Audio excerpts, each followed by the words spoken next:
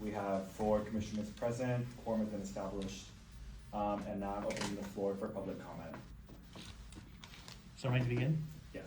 Okay, so I just realized there was a concern I think should be brought up with the Elections Commission. So under by statute 723.21, the Elections Commission shall meet no later than the 3rd Tuesday prior to the first day of the election to consider the location and polling locations.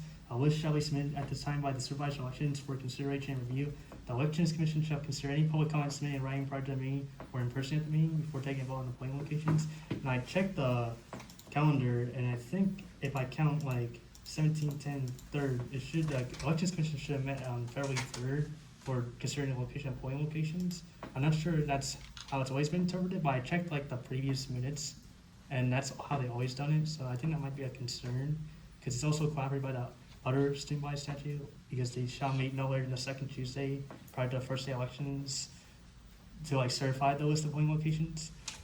So I think that's one concern. Anyways, I'm gonna go on and talk about the satellite campuses. So basically, under Article 1, Section 2, every student is guaranteed certain rights under constitutional laws of the United States and state of Florida. Student government recognizes these rights. I'm on slide 2, I'm changing to slide 3. And under Article 1, Section 2A, the right to vote, every student is guaranteed the right to vote in student government elections. And I'm changing to slide 4. In a previous court case in 2011, the Students' Party versus Lewis, the court has recognizes that the guaranteed right to vote in student elections also means the guaranteed right to vote in a fair election. You can actually like go through like 5 and 6, and you can see that I highlighted it. And the question that I'm going to be asking is, were students materially prevented from exercising their political will? And basically that means, were students prevented from voicing their political affiliations through voting? Because everyone is entitled to a fair election. If only one student is like not having a fair election, that affects everyone. And according to the court, you can bring allegations of systemic electoral unfairness. It doesn't have to be proven. It can be brought up before it happens. And I think if the polling locations are approved today, this is an imminent injury. And basically, like the students in the polling the satellite campuses, I'm on slide 7.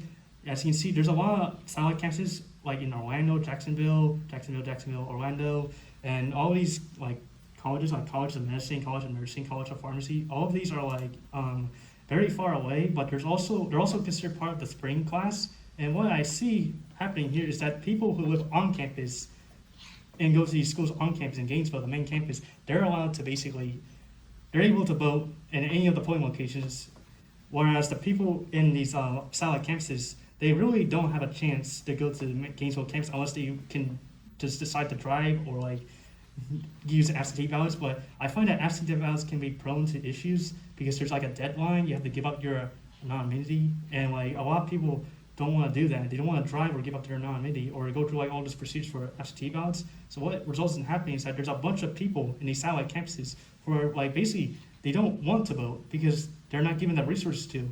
And even if they want to voice a different political opinion from their on-campus counterparts, they're basically unable to do so unless they do all these tough procedures. And I would argue that the students in these satellite campuses were materially prevented from exercising their political will.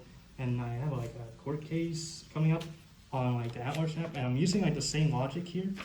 Basically like it's basically basically the satellite campuses and how they're located have basically created a very impossible obstacle for people to vote.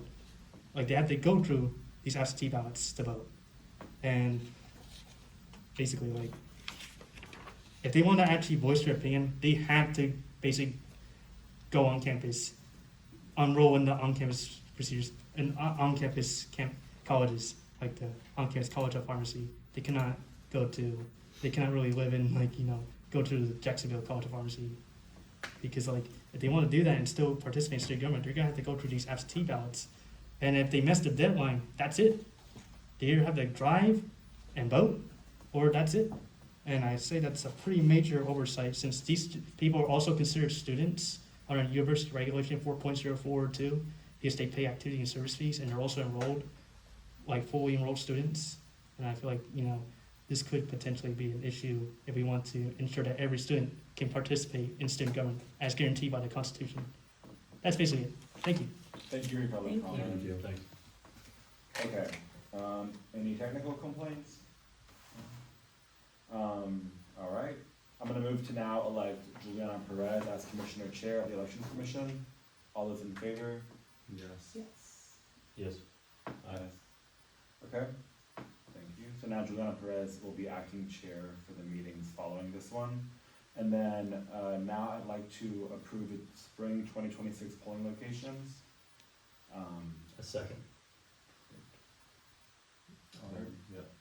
Four. Okay, so we're now gonna approve. Aye. Aye.